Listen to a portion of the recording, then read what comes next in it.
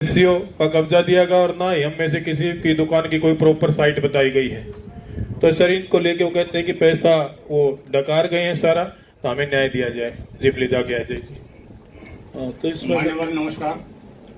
पिछली मीटिंग जो डीसी साहब की अध्यक्षता में हुई थी उसमें दो मुद्दों पर चर्चा हुई थी। Number 1 FIR 11/12/17। उसमें हमने कहा था कि 7 साल से ज्यादा समय बीत गया, अभी तक दोषी को अरेस्ट नहीं किया गया, न उसका चालान पेश किया गया है। तो SHO साहब ने उस एवज में कहा था कि जी कोर्ट केस है।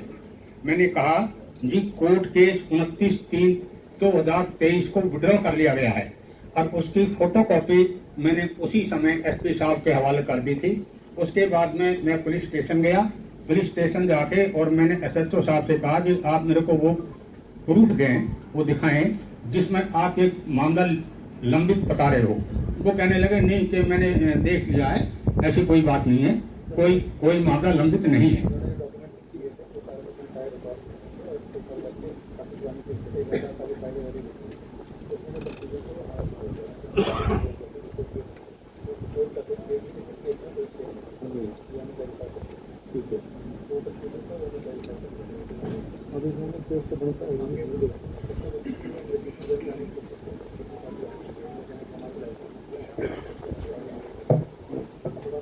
चलो जो सुन लेते हैं सर, बोलो। सब दूसरा मुद्दा था कि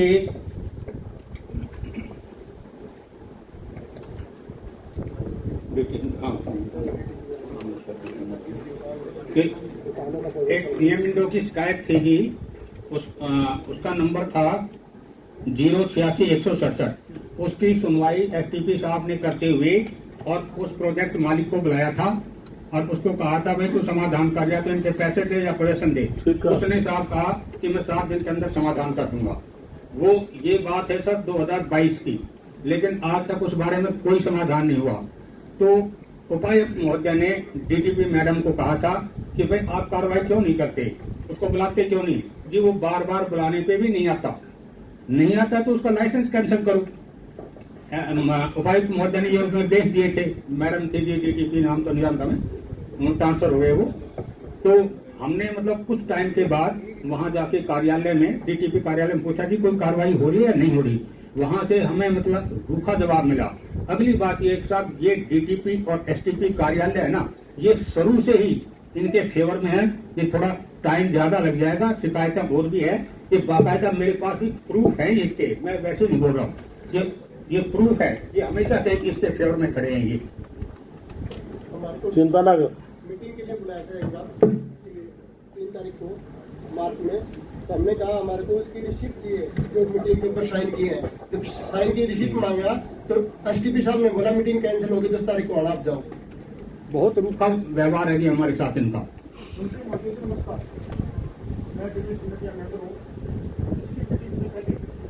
पूर्व मेंबर अभी नहीं तो बढ़ के आएंगे, है ना? ठीक नहीं, गुस्ताखी माफ करना।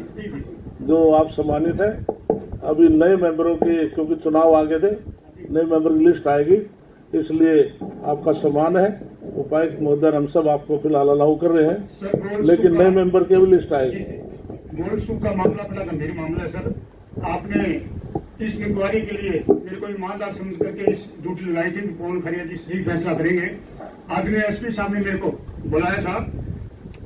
जब मैं SP साहब के पास गया तो वहाँ कोई हमारा जो कंप्लेंटेड है उसको बुलाया नहीं गया। SP साहब से जब बात हुई तो SP साहब से की बातों से या हमारे प्रशासनिक अधिकारी की बातों से लग रहा था कि ये सभी साथी इस बात को टालमटोल करना चाहते हैं, इस केस को पेंडिंग कर रखना चाहते हैं, इस गरीब आदमी के आवाज को दबाना चाहते हैं। सर मैं कहना चाहूंगा, पिछली जो मीटिंग है आप नहीं थे, DC साहब ने हमारे DTP साहब जो मैडम थी उनको कहा था कि इस मामले को जल्दी जल्दी सुलझाया जाए। तो SDM DTP मैडम ने कहा था ये बड़ा गंभीर मामला है, असली मालिक का पता नहीं लगा है, असली मालिक कौन है, नकली मालिक कौन है। ये शिकायत करता बार बार जो आवाज उठा रहे हैं, फर्स्ट पार्टी जो ओनर है वो आ नहीं रही है, सेकंड नंबर ओनर वो आ रहे हैं, थर्ड नंबर ओनर आ रहे हैं, ये पता नहीं लगा है कि असली मालिक आ क्यों नहीं रहा है। क्या नाम आपका? पवन खारिया। खारिया, बस मैंने सुन ली सारी बात। एसपी साहब ने मुझे बता दिया और ये असलियत में पहुंच चुके हैं। इन्होंने भी जैसे ने कहा कि न्यायालय में कोर्ट में है, एसपी साहब ने खुद वेरीफाई कर लिया, कोई स्टे नहीं है। हाँ जी, ठीक है। एसएचओ भी बोल दे भैया आओ। एसपी साहब ने वेरीफाई कर लिया, जो आप कह रहे थे उन्होंने कहा आपके सामने भी कोर्ट में हाँ जी। है। एसपी साहब ने वेरीफाई किया, कोई कोर्ट में स्टे नहीं है। हाँ जी, तो ये बात आपकी क्लियर होगी। हाँ जी। अब एक तो ये क्लियर होगी, दूसरा साहब मुझे एसएचओ सुनना था, आपकी सारी सुन ली मैंने। जैन सर, सर ये इसका लाइसेंस कैंसिल हुआ था सर, कैंसिल होने के बाद दोबारा लाइसेंस रिन्यू हुआ सर। माइक माइक चालू चालू है क्या? चलो सर, सर इसका जो लाइसेंस था, लाइसेंस कैंसिल हुआ था सर। इसके कोई चार्जेस पेंडिंग थे sir, near about 547 lakh sir. कितना? 547 लाख सर, 547 लाख। 5 करोड़ 47 लाख के नियर अबाउट सर। हम्म। तो ये चार्जेस का भुगतान करने के बाद सर इसका लाइसेंस रिन्यू हो चुका है सर, 2028 तक रिन्यूड है सर। और 2018 से लेके 22 तक का जो पीरियड सर जिसमें इसका कंस्ट्रक्शन नहीं हो पाया सर, उसको अथॉरिटी ने सर 0 पीरियड में रखा सर। मतलब उसके दौरान इसका जो कंस्ट्रक्शन है, प्रोजेक्शन नहीं दी गई, या जो भी बेनिफिशियरी थे उनको बेनिफिट नहीं दिया गया, तो उस पीरियड को काउंट नहीं किया गया सर। और दूसरा सर, इसमें कंज्यूमर कोर्ट ने सर इनको विद इंटरेस्ट पे करने के आदेश जारी किए सर। तो अब तक की इन्वेस्टिगेशन है जो सर, मैंने इसका फाइल को पढ़ा है सर, क्रिमिनल केस के समीप नहीं जा रही सर। है? क्रिमिनल केस के समीप नहीं जा रही है सर, ये सिविल सूट में।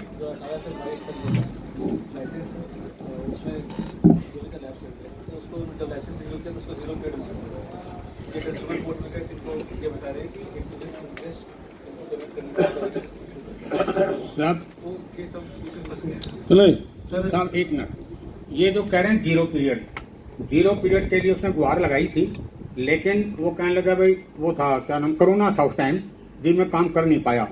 अरे कोरोना तो जाके 19-20 में आया भाई, ये तो तेने तो प्रोडक्शन तो 14 में देनी थी, कहाँ रहा? फिर उसको वहां तो उसकी पेश नहीं पड़ी। फिर उसने दोबारा ये कहा कि जी मेरा लाइसेंस कैंसिल हो गया था। लाइसेंस तो कैंसिल ही होगा, मतलब डिपार्टमेंट ने बार बार उसको मतलब नोटिस भेजा कि भाई तू जो ड्यूज है वे जमा करा, ड्यूज है वे जमा करा। ड्यूज जमा नहीं कराएगा तो लाइसेंस तो फिर वो मतलब कैंसिल होना ही था। वहां उसने ये लगाया कि मेरा 0 पीरियड काउंट कर लो, ये इसमें लाइसेंस कैंसिल था। गलती किसकी थी? ये रेरा कोर्ट के अंदर बाकायदा मतलब जो है ना उनके ऑर्डर हैं कि इसमें मतलब जो बायर्स हैं उनका कोई कसूर नहीं है, उनका कोई दोष नहीं है, ये सारी तेरी गलती है ये। लेकिन ये क्या करता है, कोर्ट को गुमराह करता है, अधिकारियों को गुमराह करता है, और मतलब जो है ना जहां भी इसकी पार बसा। और फिर एक बात है सर, लुधियाना ले लो, अम्बाड़ा ले लो, गुड़गांव सोना ले लो, फिर अजमेर ले लो, जयपुर ले लो, कहीं का रिकॉर्ड निकलवा के पूछो, 7 बैंकों का मतलब जो ये लोन नहीं है, सभी जगह डिफॉल्टर। इन 7 मतलब जो इसके प्रोजेक्ट हैं, एक भी जगह आप इंक्वायरी कर लो, सभी जगह डिफॉल्टर हैं। ये लगभग जो है आज 250 करोड़ रुपया और जो है डकार के बैठा है ये आदमी, और आज इसको 10-12 साल हो गए हमने इसके पीछे इस केस को परस्यू करते हुए। ये हमारी तो आखिर में आपसे यही निवेदन है, या तो इसको रफा दफा कर दो ताकि हम अपने घर बैठे। हम तो बुढ़े हो लिए मतलब जो इस केस को परस्यू करते करते, लेकिन इसका कोई निचोड़ नहीं निकल रहा। क्यों नहीं निकल रहा वो भगवान जाने। बहुत दुखी हैं हम जी। साहब आप बताएं। पिछली बैठक में बात हुई थी, डीसी साहब ने आदेश दिए थे कि या तो इनको पोजीशन दिलवाई जाए या फिर उसका लाइसेंस कैंसिल किया जाए। उस बात पे क्यों नहीं आ रही? नहीं, उसका तो कोई जिक्र ही नहीं है। एक या तो इसको पोजीशन दिलवाओ, अदरवाइज इसका लाइसेंस कैंसिल करो। एक और डीटीपी। आज सुनवाई की तो थी, इसमें दो बातें थी। ठीक। नमस्ते महोदय साहब, मैं डीटीपी शाह से। सर मैंने पूरे केस को स्टडी किया, सारी चीज़ें, मैं कंप्लेंट्स को भी पढ़ा, सारी चीज़ें। तो सर इसमें बेसिकली अभी जो इनका लाइसेंस 2028 तक रिन्यू है सर, तो मैं मतलब एज पर एक्ट के हिसाब से इसमें अभी कोई मतलब लीगली कोई कार्रवाई नहीं कर पाऊंगा इसमें। सर लाइसेंस भी कंडीशनल रिन्यू है ये नहीं है कि आप एक बार ईडीसी पे कर रखी है उसके अलावा कोई भी कंडीशन पूरी नहीं है। और वो कर ये रहे हैं कि एक बार ईडीसी पे कर दिया, बाकी बैलेंस रख दिया, अपना कंस्ट्रक्शन करो और नए बायर को फंसा लो। अब सर जो नए मतलब जो है इसके अंदर वो आए हैं शेयर होल्डर, उन्होंने इसमें जो पैसा मतलब जो है इसका लाइसेंस का जमा करा के लाइसेंस रिन्यू करा लिया, और उसके बाद में अब ये रिवाइज नक्शा पास करवाना चाहते हैं। तो वो विभाग ने इन प्रिंसिपल अप्रूवल दी है उस नक्शे को। इन प्रिंसिपल का मतलब ये था कि भाई जो एज प्रेजेंट जो बायर्स हैं, आप उनका मतलब जो है ना देखो, अगर वो कोई उनके ऑब्जेक्शन इनवाइट करो, अगर वो कोई ऑब्जेक्शन करते हैं। नहीं, कम से कम 15-20 मेरे पास रिकॉर्ड है, 15-20 आदमी हम जो है ना हमने अपने ऑब्जेक्शन डाल दिए, और ऑब्जेक्शन 7-8 पॉइंट को लेकर के डाले थे कि पहले नक्शे में ये था, अब ये बदल दिया गया। लेकिन एसटीपी साहब ने बिल्कुल हमारी तरफ से गौर नहीं फरमाई। जब हमने कहा जी आप ओरिजिनल मालिक को तो हमारे सामने बैठा ही नहीं है, ये पिछली बार तो कोई और थे, और बैठे थे मालिक, अब की बार कोई और आ गए, अगली बार भी कोई और आ गए, ये क्या तमाशा है। तो कहने लगे कि ये तो मैंने देखना है, तो फिर सब कुछ आपने देखना था। इसमें डी साहब मोटे मोटे तौर पर आप और सर एक सीएम विंडो लगाई थी हमने, तो उसमें बिना जांच करे उसमें लिख दिया कि हमने कंप्लेंट करने वाले को 9 तारीख को बुलाया था, चौथे महीने की 9 तारीख को। 9 तारीख को हमारे पास न कोई कॉल आया, न कोई चिट्ठी आई, न कोई मैसेज आया, और उसमें रिपोर्ट में सबमिट कर दिया कि बंदा आया नहीं हमारे पास। एक्चुअली क्या था सर कि डीजी ने उनके कमेंट्स मांगे थे एसटीपी साहब के, तो कमेंट्स उन्होंने उसके फेवर में देने थे, साफ झलक ही रहा था उसी टाइम। तो हमें मतलब जो है ना बुलाया नहीं गया, हमें उस कंप्लेंट पे हमें बुलाया नहीं गया, और झूठ में ही जो है ना वहाँ रिपोर्ट भेज दी गई कि भाई हमने उनको बुलाया था, कंप्लेनेंट हाजिर नहीं हुआ।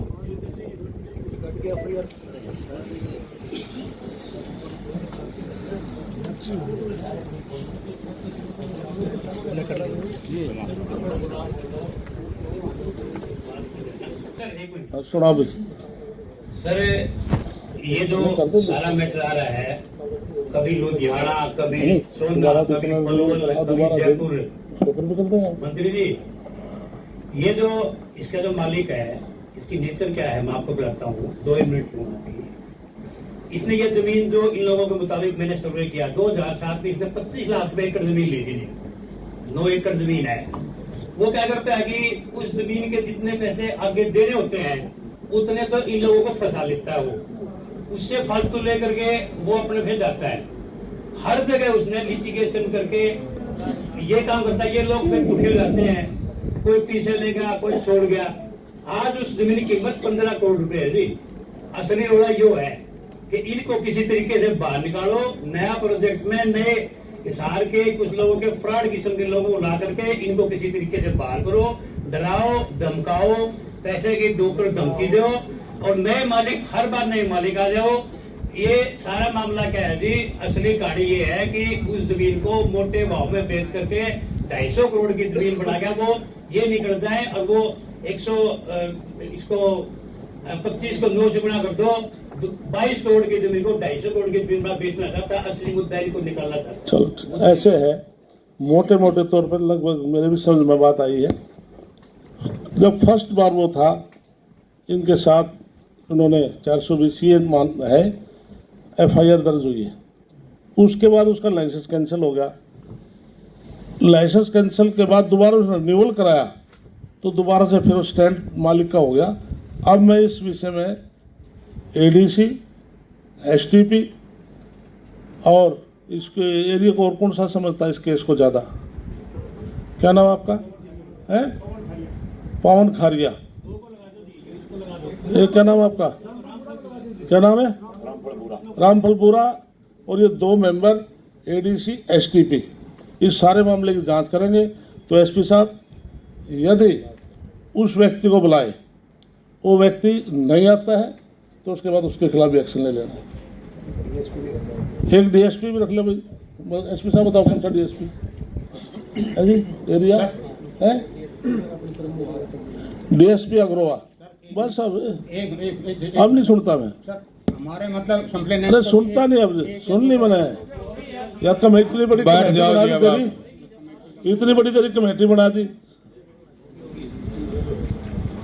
सारी, जब का सुनने आपके रहा मेरे भाई में, और तो सुनिए को नहीं मैंने। तो ये कमेटी मैं इसको पेंडिंग करता हूँ, पूरे गहराई में जाकर इनको न्याय मिलना चाहिए। यदि वो पार्टी नहीं आती, दोबारा से जो रिन्यूअल कराया उन्होंने लाइसेंस, उसके ब्याह पर उनको मालिक बनाकर दोबारा FIR कर देना। SP साहब, फर्स्ट FIR है तो सेकंड जो रिन्यूअल करा तो फिर वो मालिक उसके स्टैंड करके उसके हिसाब से दोबारा FIR कर देना। यदि आ जाता ठीक है, तो ये इसका डिसीजन है, ठीक है।